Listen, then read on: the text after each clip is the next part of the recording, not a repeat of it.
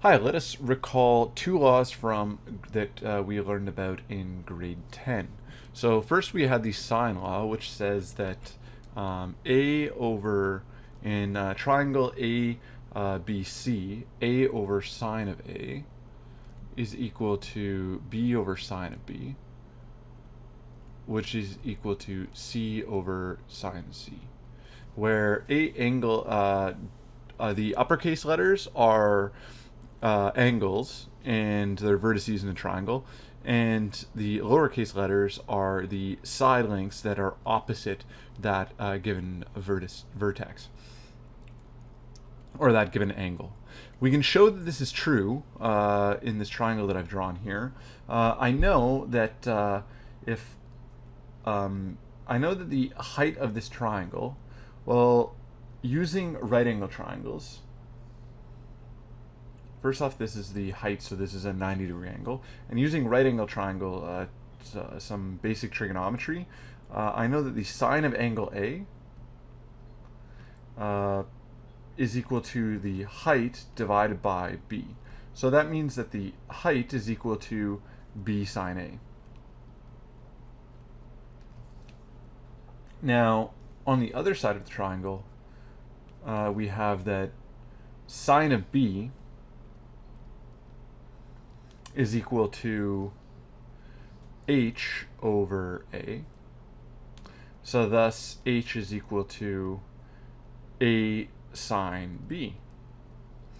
Now since h is equal to b sine a and h is equal to a sine b, it should be true that b sine a is equal to a sine b. And if we rearrange this, we get that if we divide both sides by sine A and divide both sides by sine B, we get that A over sine B, A over sine A is equal to B over sine B is required. And we can follow the same logic to get the same thing for angle C. Now you can also show the triangle that I've drawn is an acute triangle, but you can show that this is true for obtuse triangles as well if you draw the height and follow the same logic. We also one thing to note is that in this equation here, you can take the reciprocal of all the parts of this equality. I guess this would be called an equality chain. And you could write this as sine of A over A, which is equal to sine B over B, which is equal to sine C over C. Over C. So this is the sine law.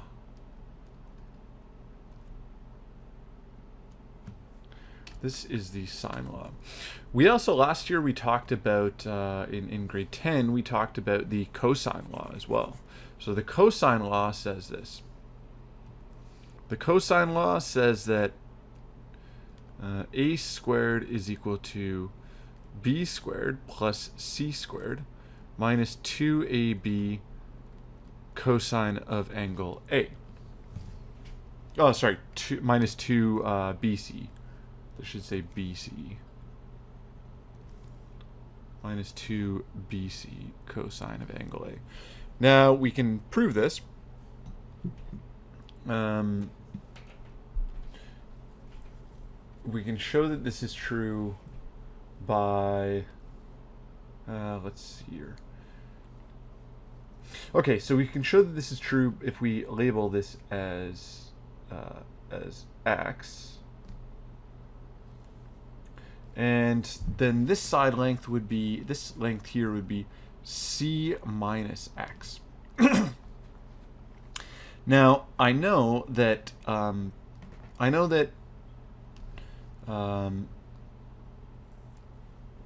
squared in this triangle here, in this right angle triangle, and again because I've drawn the altitude, this is a right angle triangle. I know that in triangle B, or I guess we could label this as point D. So in triangle BDC, I have a squared, using the Pythagorean theorem, I have that a squared has to be equal to h squared plus c minus x squared. Now, c minus x is just this distance here, and this just comes from the Pythagorean theorem. So the trick here is to write this in the same form as the cosine law. Now, let me just actually move this over a little bit so I can write this underneath. So this is one piece of information that I have given this triangle. Another piece of information that I have is that the cosine of angle A is equal to h over x.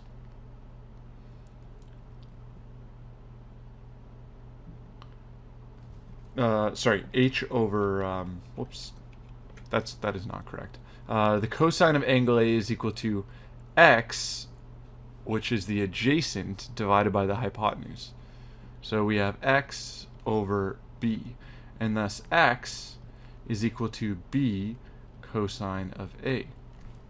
Now I can take this and I can actually plug in x for I can actually plug in x into this equation, and I also know that h.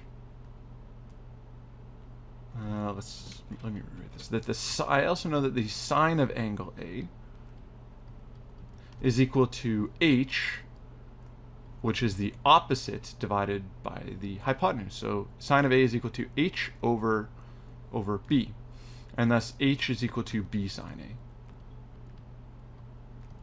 And now what I can do is I can take these, I can substitute these into this equation that I had above, and I can write this as, so I can write this equation as a squared is equal to h squared, which is just b sine A.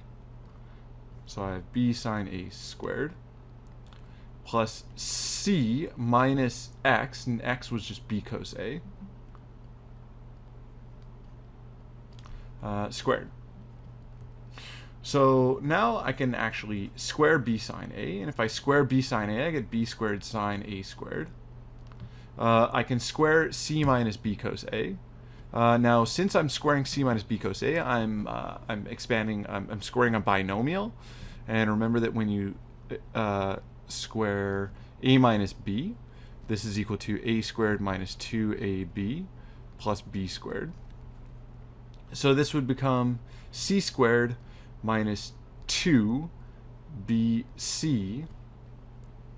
cos of A plus b squared cos squared A. So now this is starting to look like the cosine law, but notice notice that in order for this to be the cosine, in order for this to be equivalent to the cosine law, which I've written above, that this term and this term would have to add to b squared. Otherwise, these two expressions, or these two equations, are identical.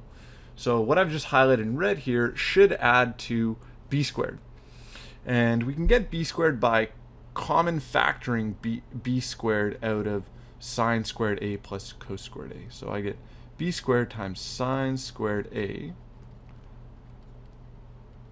plus cos squared A. And I'll have plus c squared minus 2bc cosine of angle A. Now, sine squared A plus cos squared A, well, that's just 1. So I get a squared is equal to b squared plus c squared minus 2bc cosine of angle A. And if you're wondering why sine squared A plus cos squared A is 1, it's because if we look at the definition for sine squared A and cos squared, or let's look at the definition of sine theta and cos theta. Well, sine theta is y over r. Cos theta is x over r. If you do sine squared theta plus cos squared theta, well, this is equal to y over r this would be y squared over r squared plus x squared over r squared, which is equal to x squared plus y squared over r squared. And we know that x squared plus y squared, well, that's equal to r squared. So we end up getting this is equal to r squared over r squared, which is just equal to 1. So therefore, sine squared plus cos squared theta, sine squared theta plus cos squared theta is 1. And thus we have proven we've shown that the cosine law is true. And again, this is an acute triangle, but you can show that this is true for an obtuse triangle as well. And I'll leave that up to you to do as an exercise.